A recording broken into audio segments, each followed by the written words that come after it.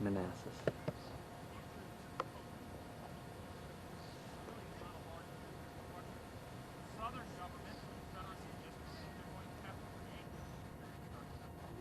A little bit about a Civil War army. They're not looking into their walkie-talkie and saying,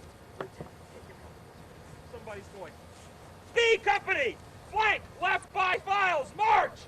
So somebody has to yell that, and they have to yell it to get all the way down, because you might have 700 guys in the line.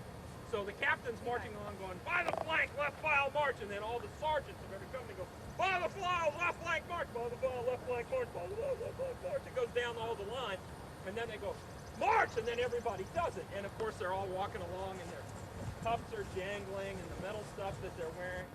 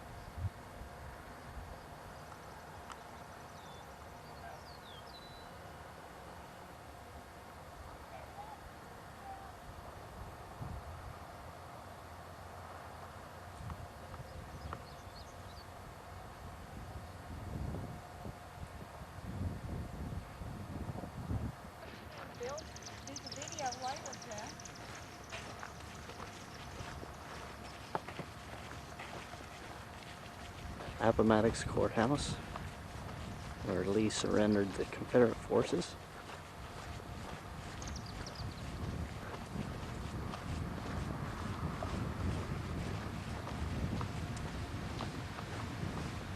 Union and Confederate soldiers combined in and around Appomattox Courthouse, with General Lee surrendering over 28,000 troops of the Army of Northern Virginia. But he didn't include in the surrender the over 160,000 Confederates that still remained further south fighting, which means that the meeting here did not end the Civil War. It wasn't until June 23rd that the final infantry surrender would take place. Officers and men would give their paroles not to take up arms against the government of the United States. Arms, artillery, and public property were to be surrendered. Then the soldiers would be free to return to their homes. Lee carefully polished his spectacles, then read the document. A word had inadvertently been omitted from the draft, and Lee borrowed a pencil to insert the missing word. Grant's secretary then drafted smooth copies of the preliminary terms. About 3 o'clock, Lee left the McLean House. The next day, 3 Union and 3 Confederate generals drafted the final articles of surrender. At 8:30 p.m., the 6 officers signed the document on General John Gibbon's camp table. Printing presses were set up in Clover Hill Tavern to print the thousands of paroles that allowed the Southern soldiers to return home. On April 12, 1865, 4 years to the day after the conflict began with the bombardment of Fort Sumter in Charleston Harbor, the soldiers of the Army of Northern Virginia were laid